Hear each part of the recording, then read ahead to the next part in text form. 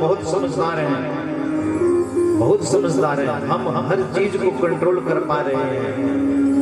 TV, fridge को जैसे भी आप देखते, गाड़ी को रिमोट से भी कंट्रोल किया जाता है। अब ऐसी ऐसी गाड़ियां आ गई कि आप बैठ जाओ अंदर, गाड़ी को लोकेशन बता दो, अपने आप पहुंच जाएगी। आप बैठ जाओ, वो अपने आप ब्रेक लगता है, गियर चेंज, सब ऑटोमेटिक। इंसान ने सब कुछ अपने हाथ में पकड़ लिया, लेकिन अपने मन को जब पकड़ने की बारी आती है तो इंसान के दोनों हाथ खड़े हो जाते हैं। अरे बड़े बड़े संत महात्मा भी कह देते हैं कि इस मन के आगे हम भी फेल हो गए। बोलो राधे राधे। इस बात को संत महात्माओं ने भी कहा, गुरुजनों ने भी कहा कि इंसान जब हारता है तो अपने ही आगे हारता है, बाकी किसी जीतने की कोशिश करता है, कैसे न कैसे प्रयास करता है कि मैं बुद्धिमान बन जाऊं। लेकिन बुद्धिमान केवल वो है जो अपने मन को हरा देता है और मन से जीत जाता है। इसलिए ये श्रीमद् भागवत महापुराण की कथा आपको लोगों से जीतना नहीं सिखाएगी, आपको अपने ही मन को जीतना सिखाती है। बोलो हरे कृष्णा हरे कृष्णा। मन के मालिक कैसे बना जाए, बस यही एक लक्ष्य को पकड़कर कथा में बैठना चाहिए। हम कौन हैं, क्या है, इस दुनिया में हमने क्या कमाया, क्या लिया, सब छोड़ दो। क्यों? रेत का महल खड़ा करने से कुछ मिलने वाला नहीं। हमारे पूर्वजों ने भी बड़े महल बनाए, चले गए ना, उनके हाथ में क्या रह गया? मिट्टी, कुछ भी नहीं था, रेत रहेगा। जो रेत की चीज है रेत में मिल जाएगी। बोलो हरे कृष्णा। सच क्या है? सच क्या है? कौन कह रहे हैं? बड़ा बड़ा ध्यान से सुनना। शिव भगवान कह रहे हैं, भोलेनाथ कह रहे हैं। क्या कह रहे हैं? ओमा कहूं मैं अनुभव अपना, सत हरि भजन जगत सब सपना। अब देखो, कहने वाला हम जैसा को मूर्ख हो तो बोल लेते हैं कि भाई झूठ हो सकता है। बोलने वाले कौन है? परम कल्याणकारी महादेव शिव शंकर भोलेनाथ। किसको कह रहे हैं? अपनी धर्म पत्नी को, उमा को कह रहे हैं। विवाह के बाद जब भगवान शंकर समाधि में चले गए और जब पहली बार समाधि खोली तो उमा चरणों में बैठकर प्रश्न करती है, प्रभु ज्ञान दीजिए। ज्ञान दे दिया एक लाइन में। उमा, मैं अनुभव से कह रहा हूं, बोलकर नहीं, देखकर नहीं। अनुभव है मेरे जिंदगी का कि केवल और केवल सत्य कोई है तो केवल नाम है। क्या है सत्य? नाम। आपके साथ क्या जाएगा? नाम। वस्त्र यहीं जल जाएगा, वस्त्र नहीं रह जाते, हवन घी सब कुछ जलेगा, एक बूंद भी नहीं जा सकती आगे, एक भी नहीं। जो घी आपके मुंह में डाला जाए, चाहे उसके ऊपर कितना लेप लगा दिया जाए चंदन का, कोई साथ नहीं जाने वाला। साथ जाने वाला केवल है तो केवल आपके द्वारा जपा हुआ नाम। इसलिए सार को पकड़ो, पेड़ों के पत्तों को मत देखो, टहनियों को गिनने मत लग जाओ। हमारा एक ही काम है, हम टहनियों को गिनने में लगे हुए हैं, हम पत्तों को पकड़ने में लगे हुए हैं, पत्तों को तोड़कर इकट्ठा करने में लगे हुए हैं, लेकिन फल की चिंता हम कभी करते नहीं हैं। सार देखते, सार किसमें है? नाम में। इसलिए रिश्ता छूट जाए छोड़ दो, धन छूट जाए छोड़ दो, एक दिन ये छूटने ही वाला है।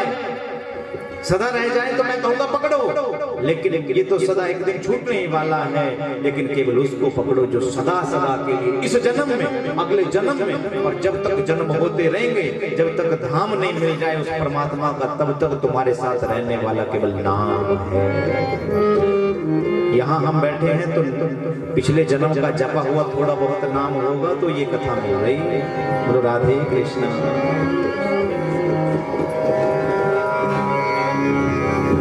इसलिए आप सब माताओं को मैं बार बार, आप सब श्रोताओं को मेरी बस एक ही बारंबार विनती है कि शास्त्र कहता है रिश्तों की चिंता मत करो, वस्त्रों की चिंता मत करो, नाम की चिंता करो। ये मत सोचो आज मैंने देसी घी नहीं खाया, आज मैंने ये नहीं खाया तो मेरी सेहत में कमजोर हो जाऊंगा, आज मैंने चने नहीं खाए, तने भिगोकर खाते हैं ना ताकि बलवान रहे। लेकिन याद रखना, शास्त्र यहाँ तक कह देते हैं, संत महात्मा गुरुजन यहाँ तक कहते हैं कि शरीर सूख जाए सूखने दो, लेकिन राम नाम का पौधा कभी सूखना नहीं चाहिए, क्योंकि तुम कीमती तभी तक हो जब तक नाम तुम लेते रहोगे। और महाराज तुम्हारी कोई कीमत नहीं यदि तुम नाम को भूल गई, नाम छोड़ दिया।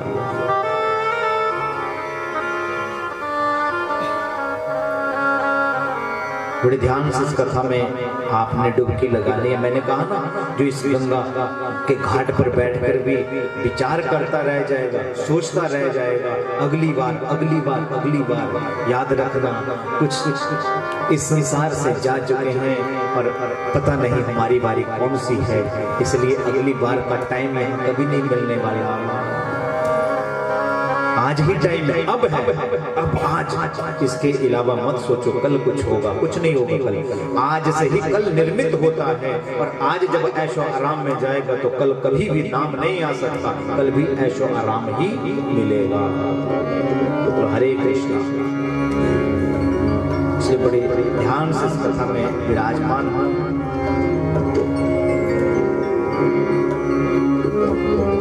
हमारे बीच में ये प्रभु का अभागमय स्वरूप विराजमान है। मेरा व्यासपीठ से प्रभु के स्वरूप को मेरा कोटि कोटि वंदन, कोटि कोटि प्रणाम, जिन्होंने हमारे अवगुणों को भी ना देखते हुए, कोई विचार ना करते हुए, केवल ना जाने कौन सा एक गुण देखा होगा जिसके पीछे कन्हैया रीझ गए और उसने कह दिया चलो मेरा कथा का गान करो।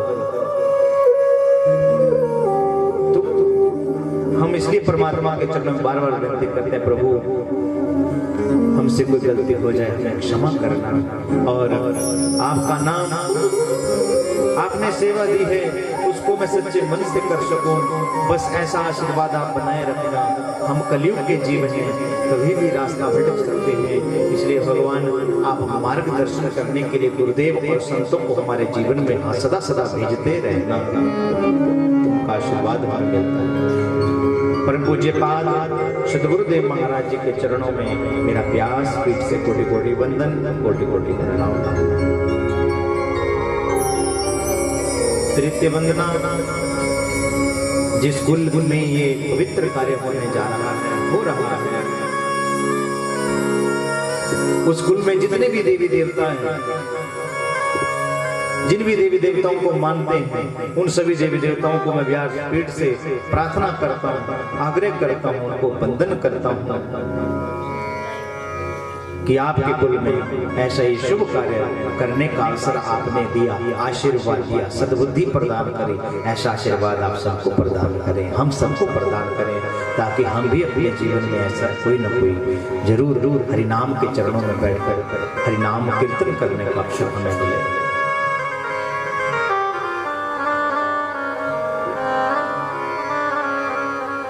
इस भागवत की शोभा को बढ़ाने के लिए हमारे साथ यहाँ पर पधारे हुए सभी आचार्य, विद्वान जन, संगीतज्ञ, ये व्यासपीठ सभी की वंदना करता है, क्योंकि ये भगवान ने एक बगीचा लगाया है, लेकिन इस बगीचे के अंदर जो सुंदर सुंदर फूल खिले हैं, जो इस कथा की शोभा, इस बाग बगीचे की शोभा को बढ़ाने वाले हैं, वो कौन है? वो भगवान के सेवा में दिन रात जो लगे रहते हैं। ये भगवान के से बगिए के वो सुंदर फूल हैं, जिनको मेरा परमात्मा दिन रात निहारता रहता है। इसलिए हमारे जो भी आचार्य सभी रंगे यहाँ विराजमान हैं, व्यासपीठ उनके भी वंदना करता है। इस तरह से वे भी भगवान की सेवा करते रहे सदा सदा।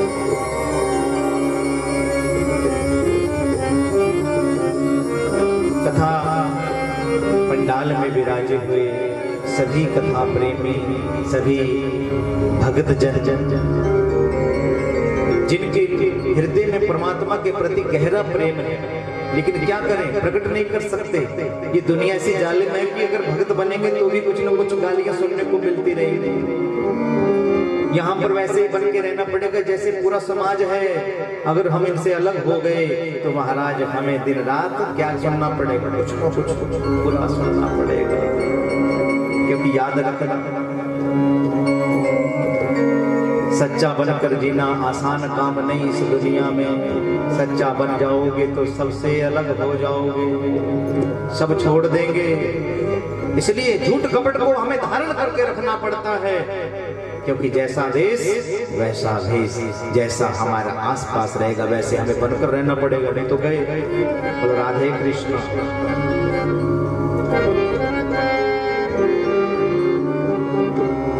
तो महाराज आपके हृदय में विराजमान, सभी श्रोताओं के हृदय में विराजमान हो श्री हरि को मेरा व्यासपीठ से कोटि कोटि वंदन, कोटि कोटि प्रणाम।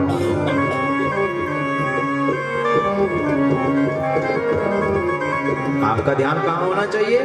केवल नाम के ऊपर, परमात्मा के ऊपर। जब आप घर में जाओ, घर के कार्य करो, परमात्मा एक भी दिन आपको बोलने नहीं आएगा कि मेरा नाम क्यों नहीं ले रहे, मेरा नाम क्यों नहीं ले रहे। लेकिन जब पंडाल में आ गए तो श्री हरि इस कथा के माध्यम से बार बार कह रहे मेरा नाम जपो, मेरा नाम जपो, मेरा नाम जपो। घर में कोई नहीं आएगा, कथा पंडाल में आपको मैं बार बार कह रहा हूं कि नाम जप करो, नाम जप करो। खाली नहीं बैठ, जितने पाप हमसे आज तक हुए हैं ना वो खाली बैठ के हुए हैं। खाली नहीं बैठना, यहाँ पे क्या करते रहना, कान कथा में, नजर कृष्णा पे, भगवत स्वरूप पे, और महाराज जीभा पे राम राम राम राम राम राम राम जो बोला जाता है। आपके पुकारने में देरी है, वो तो मरा मरा बोलने से भी पहुंच जाता है, वो तो राम राम बोलने से भी पहुंच जाता है, बस पुकारने वाला चाहिए। इसलिए जितनी देर यहाँ कथा चले केवल राम राम राम राम राम राम राम। बड़ा मंत्र याद नहीं हो रहा तो राम राम ही जब, तब भी कोई बात नहीं। कृष्णा राम है, राम कृष्ण, तो वो एक करेंगे। इससे बड़ा तीर्थ ना कोई है ना कभी होगा। सब तीर्थों को एक तरफ ब्रह्मा जी ने पलड़ों में डाल दिया था, उनके फलों को डाल दिया एक जगह पे, तीर्थ यज्ञ दान पुण्य सब डाल दिए एक पलड़े के ऊपर, और एक तरफ ये ज्ञान यज्ञ रखा, भागवत महापुराण। भारी कौन रहा? भागवत महापुराण का सत्संग सबसे भारी रहा। क्या कहा? ना गंगा ना गया काशी, पुष्करम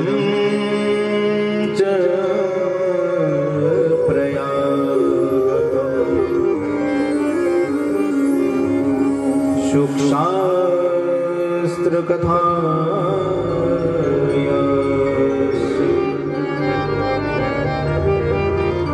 फलेन समता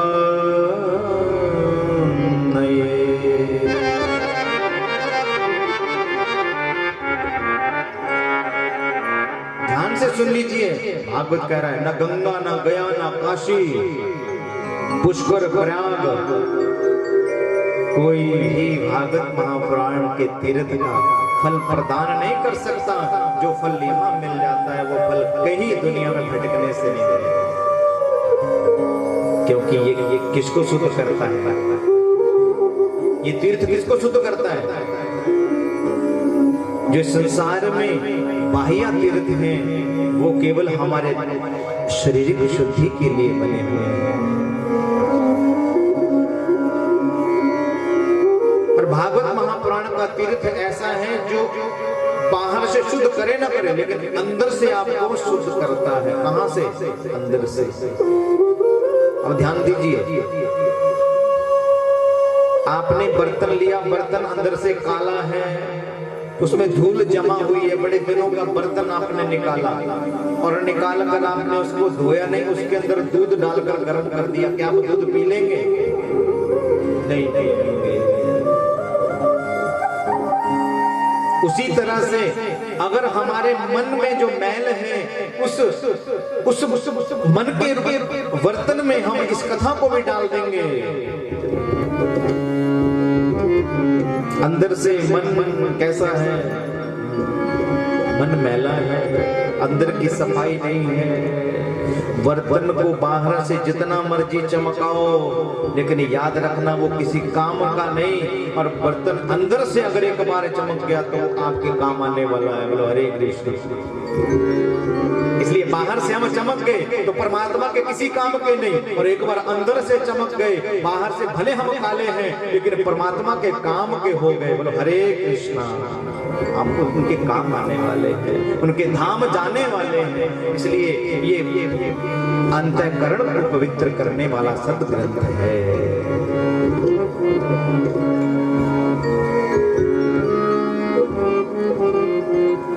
देखिए, दृष्टांत के रूप में एक बड़ी सुंदर कथा कहूंगा। कथा में बैठकर भी ध्यान यहां नहीं होगा तो क्या होगा? बोलो हरे कृष्णा। बोला करो साथ में, बोलो हरे कृष्णा हरे कृष्णा हरे कृष्णा। अगर कथा में बैठकर भी अगर हमारा मन यहाँ नहीं होगा तो क्या होगा? बड़े ध्यान से सुनिएगा।